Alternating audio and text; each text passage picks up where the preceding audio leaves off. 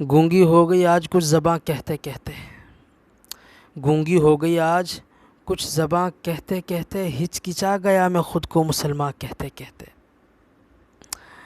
توفیق نہ ہوئی مجھے ایک وقت کی نماز کی، اور مؤذن چپ ہوا اذاں کہتے کہتے۔ توفیق نہ ہوئی مجھے ایک وقت کی نماز کی، اور مؤذن چپ ہوا اذاں کہتے کہتے۔ کسی کافر نے جو پوچھا ہے کون سا مہینہ، کسی کافر نے جو پوچھا ہے کون سا مہینہ، پانی ہاتھ سے گر گیا رمضان کہتے کہتے۔ میری الماری میں گرد سے اٹی کتاب کا جو پوچھا، میری الماری میں گرد سے اٹی کتاب کا جو پوچھا، میں گڑ گیا زمیں میں قرآن کہتے کہتے۔ چپ سادھ لی اس نے، چپ سادھ لی سن کر اقبال اس نے، یوں لگا جیسے رک گیا مجھے حیواں کہتے کہتے۔ السلام علیکم ایوری ون، میں آپ سے مخاطب محمد عمران، اور آپ دیکھ رہے ہیں عمران کھرل آفیشیل پوئٹری۔ ہر بار کی طرح اس بار بھی ایک ناکام سی کوشش کریں گے کہ ویڈیو مختصر سے مختصر ہو۔ بڑا پیارا شعر، بڑا خوبصورت انداز کے اندر مسلمانوں کی حقیقت کو واضح کیا۔ علامہ اقبال رحمہ اللہ تعالیٰ کا شعر ہماری حقیقت حال کو اس شعر کے اندر انہوں نے بیان کیا کہ کس طرح ہمیں اپنی عبادات کے ساتھ کس قدر شغف ہے، کس قدر احترام ہے۔ یہ جو اس کے اندر ایک مصرع ہے، کسی کافر نے جو پوچھا ہے کون سا مہینہ، پانی ہاتھ سے گر گیا رمضان کہتے کہتے۔ یقین جانیے یہ ایسی تلخ حقیقت ہے کہ شاید ہی کوئی اس حقیقت سے واقف نہ ہو۔ رمضان کے مہینے میں ہم اپنے ارد گرد کے معاشرے میں، ماحول میں، اپنے مسلمان بھائیوں میں یہ چیز بکثرت دیکھتے ہیں۔ کافر تو، غیر مسلم تو اس کا احترام کرتے ہیں، لیکن ایک ہم مسلمان ہیں، اللہ تعالیٰ کے حکم کو پورا کرنا تو درکنار، احترام تک نہیں کرتے۔ اور قرآن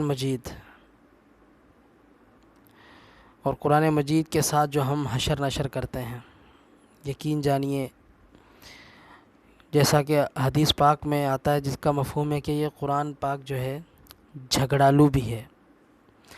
کل قیامت میں یہ قرآن مجید جھگڑا کرے گا اپنے اوپر عمل کرنے والوں کے لیے جنت میں لے جانے کے لیے، اور اپنے اس قرآن کو پس پشت ڈالنے والوں کے لیے بھی جھگڑا کرے گا کہ اس نے مجھے نظر انداز کیا، پس پشت ڈالا اور مجھے ٹھکرا دیا، آج اسے میں جنت میں نہیں جانے دوں گا۔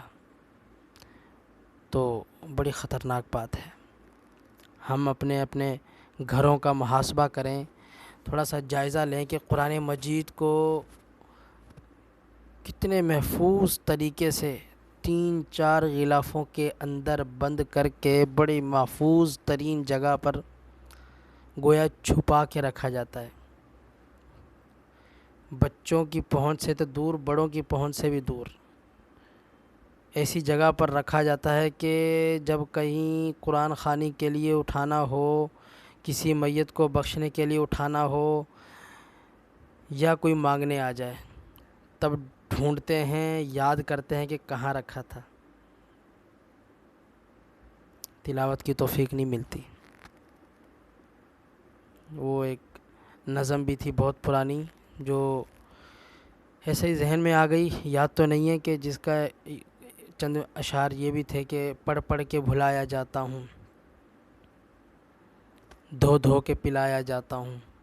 مطلب کہ قرآن مجید کی فریاد تھی کہ بس اسی کام کے لیے رہ گیا ہوں میں، اور جس کام کے لیے مجھے اتارا گیا تھا وہ تو سب بھول بھال گئے کہ میں اصل میں اتارا کس لیے گیا تھا.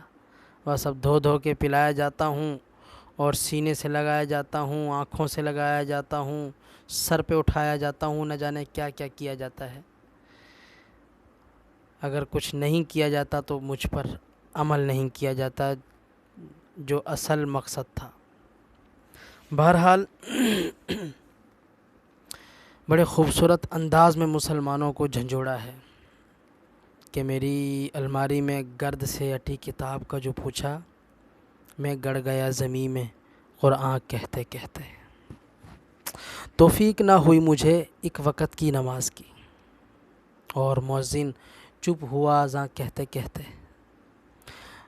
گویا مؤذن 5 وقت اعلان کر رہا ہوتا ہے، حی علی الصلاۃ، حی علی الفلاح، آؤ آؤ نماز کی طرف، آؤ کامیابی کی طرف.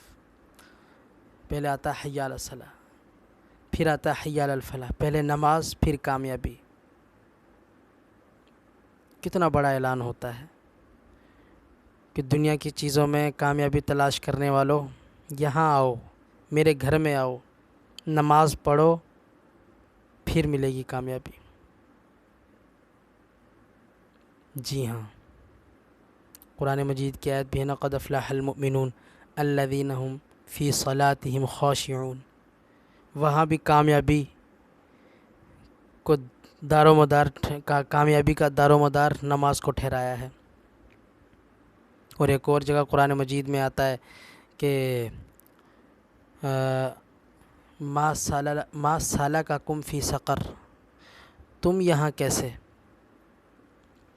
جہنمی کفار، اللہ رب العزت نے جنہیں جہنم کا حقدار ٹھہرایا ہے، قرآن کا اعلان ہے، وہ سوال کریں گے مسلمانوں سے، تم یہاں کیسے اہل ایمان، بڑے دعوے دار تھے نا تم جنت کے، تم یہاں کیسے پہنچے.